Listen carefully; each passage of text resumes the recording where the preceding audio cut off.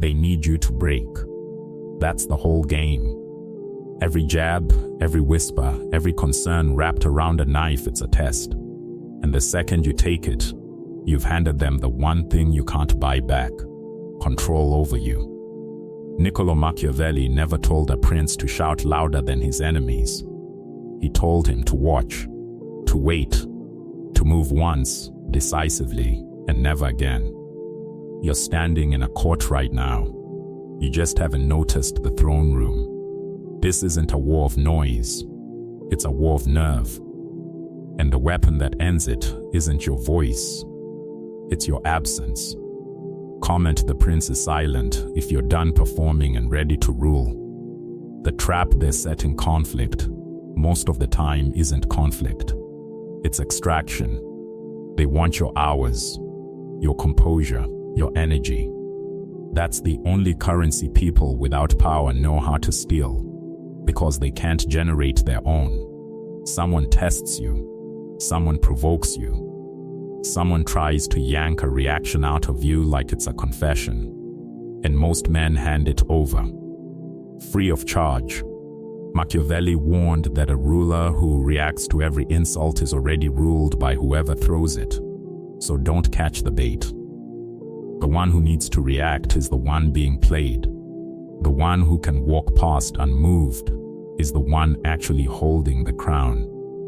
Nobody explains this part properly. Withdrawal isn't hiding, it's positioning. The moment you go quiet, something shifts in the other person's mind that they cannot control. People need closure. They need proof their move landed. Give them nothing: no anger, no defense, no crack in the armor, and their mind starts inventing reasons in the dark. That silence becomes their prison, not yours. You've simply stepped out of a game that only worked if you kept playing. This is Machiavellian law. The one who wants the outcome less is the one who controls it. Distance isn't cruelty. It's how a prince protects the one resource he can never get back: his attention. Type: the prince observes if you already live by this. Retire the courtier: there's a version of you that needed the whole room's approval. He checked who noticed him. He rehearsed arguments in his head at midnight. He mistook being loud for being feared. That version is finished. Not because he was soft, because he was costly. He burned your best hours defending a name to people who never planned to change their minds about you anyway. Machiavelli knew that a prince who begs to be loved by everyone ends up controlled by everyone. Losing that need will feel like grief before it feels like power. Expect it. You're not disappearing. You're withdrawing your resources to somewhere they finally compound. While they're staring at the space you used to fill, you've gained something they can't track: time. Time you used to burn defending yourself. Time you used to lose scrolling through outrage that had nothing to do with your actual life. That time is yours again the instant you stop feeding the fire. And this is where a prince separates himself from a coward, in hiding what he does with the silence. You don't vanish to sulk. You vanish to build a fortress. The skill you kept delaying. The discipline you kept bargaining with. The future that only comes from slow, boring, unwitnessed effort. Nobody applauds this stage. That's exactly why it works. Anything built in public gets picked apart before it's finished. Build it behind the walls. Comment: building the fortress if this is your season right now. The 4 laws of the Silent Prince Law. 1. Leave no trail. No cryptic posts. No vague quotes about betrayal. Every hint you drop is proof you still live rent-free in their head. Say nothing. Show nothing. Let the silence stay whole. Law 2. Be present, not accessible. You can't dodge every shared room. So master something harder, standing in it. Fully visible, completely unreadable. Courteous, brief, closed. No one can call you hostile, and no one can find a way in either. Law 3. Silence is the strike, not the retreat. Most people think quiet means surrender. Machiavelli would say otherwise. An attack with no reaction becomes a performance with no audience. Lawful access is earned, never owed. When you resurface, you don't reopen every gate you closed. You filter like a prince guarding his court. Those who bring value get proximity. Everyone else gets politeness and nothing further. These aren't emotions. They're statecraft applied to your own life instead of someone else's chessboard. Nobody warns you about this part. Somewhere in the middle of your silence, it starts to feel like a weight instead of a weapon. The texts slow down, the group chat moves on without you, and a voice starts negotiating with your resolve. Maybe you went too far. Maybe this is ego, not strategy. Maybe you should just go back. This is the test. Loneliness and solitude are not cousins. Loneliness drains you by accident. Solitude is exile you chose on purpose, because the crowd was never going to let you build in peace. Machiavelli himself wrote his masterwork in exile, stripped of title, cut off from the court that once needed him. The discomfort wasn't proof he'd failed. It was proof the old version of him was finally being starved out. Let yours starve too. Type "I am in exile" if you're in that stretch right now and refusing to turn back. What winning actually looks like here's where most people get it backwards. They picture triumph as a dramatic entrance. A room full of former doubters, watching, regretting. That's not victory. That's still begging for their attention, just in a nicer coat. Real victory is quieter. It's the morning you realize weeks have passed and you haven't thought about them once, not because you buried it, but because it genuinely stopped mattering. It's guarding your energy like a prince guards his treasury, because it is the treasury. It's becoming a man whose next move answers to no one. Their opinion turns to background noise not because you're pretending not to hear it, but because your court has moved to a different address entirely. That's the shift Machiavellian thinking was always pointing toward. Not revenge, not vindication, just needing neither. There's a reason quiet unsettles people faster than any argument could. An argument hands them a script. They know how to defend, deflect, escalate. They've rehearsed it in 100 small wars already. It's familiar ground. Silence gives them nothing to work with. No script exists for an opponent who won't play. So their mind fills the void with worst-case fiction. Are you plotting? Are you talking to someone else about them? Are you simply gone? That uncertainty eats at them harder than any accusation ever could. Arguments end. Uncertainty doesn't. Machiavelli understood this before anyone had a word for psychology.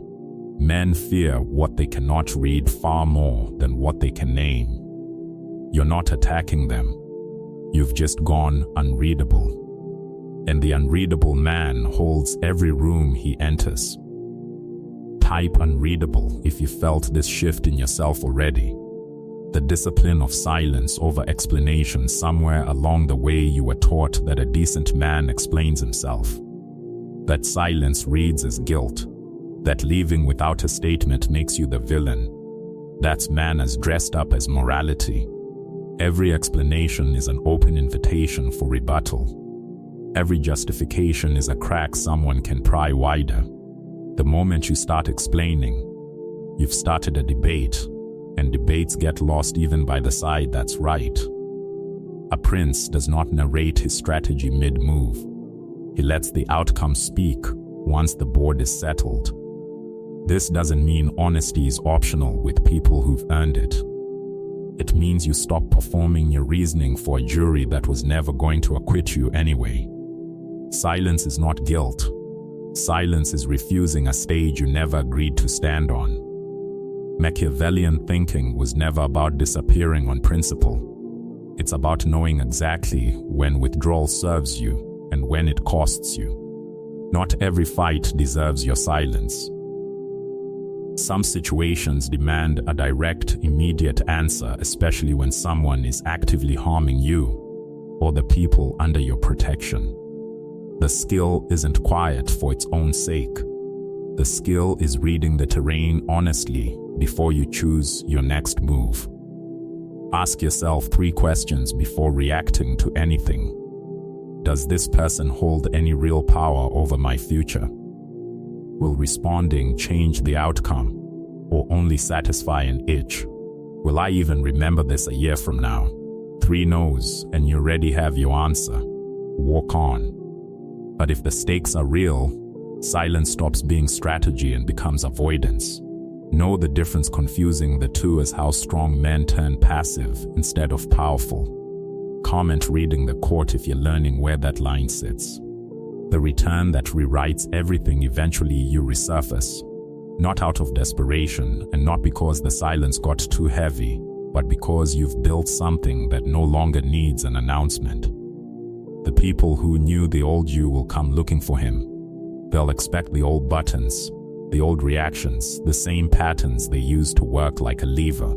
He's gone. What they find instead is a man who listens more than he speaks, whose calm isn't fragile because it was earned through actual discipline instead of borrowed confidence, who no longer needs the room's approval to know his own value. This is where Machiavellian psychology proves itself, not in a dramatic confrontation, not in some viral moment of vindication, but in the quiet, undeniable gap between who you were and who you became while nobody was watching. Some will try to reclaim their old access to you. Watch their pattern closely. It rarely changes, even when your position has. Grant entry carefully. What you protect, you keep. Every person who's ever successfully manipulated you did it the same way. They studied your patterns first.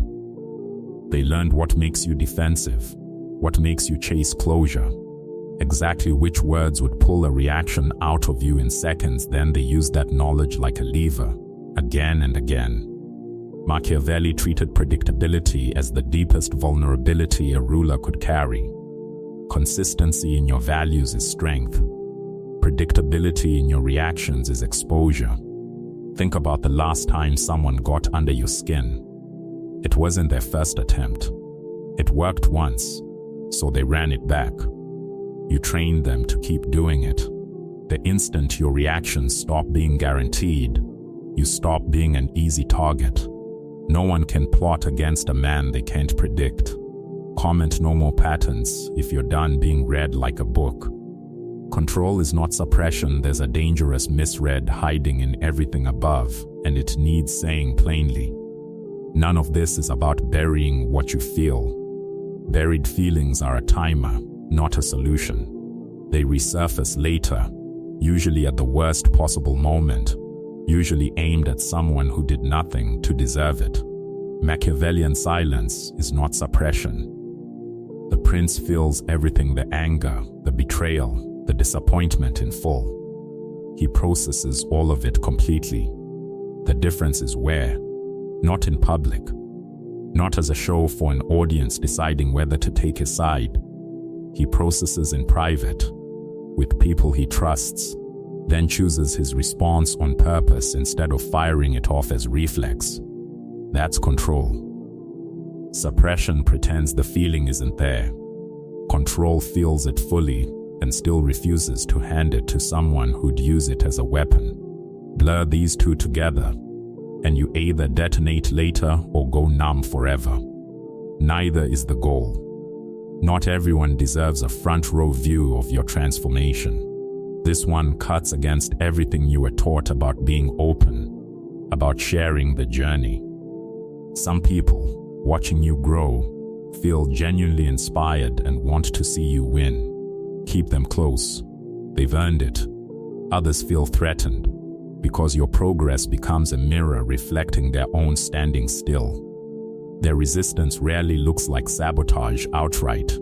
It looks like jokes about your new habits, backhanded comments about how you've changed, invitations back into old patterns, dressed up as concern. Machiavellian instinct says, Guard the process before you announce the results.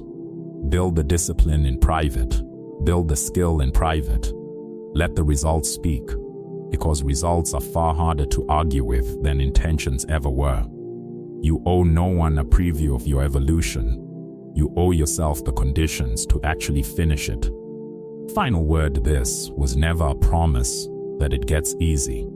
It's a blueprint. Withdraw from what drains you. Rebuild in silence. Return as someone the old noise doesn't even recognize. Machiavellian psychology was never about becoming cold. It was about becoming deliberate, refusing to let other people's chaos write the terms of your life. Next time someone tries to bait a reaction out of you, remember this: the man who stays silent, who keeps building, who refuses to play on their terms, that man wins the long game, every time. No one is coming to grant you permission to start. Take it. Comment the prince one last time if this is who you're becoming. If this gave you something to sit with. Subscribe. This channel exists for exactly that. Breakdowns on Machiavellian psychology, influence, and self-mastery. Now go build the thing they never saw coming. If this shifted something in you, even slightly, that's the point of this channel. Hit like. It tells the algorithm to put this in front of the next person who needs it. Subscribe for more of this real Machiavellian psychology, not motivational fluff. Turn on notifications so you don't miss the next one. See you there.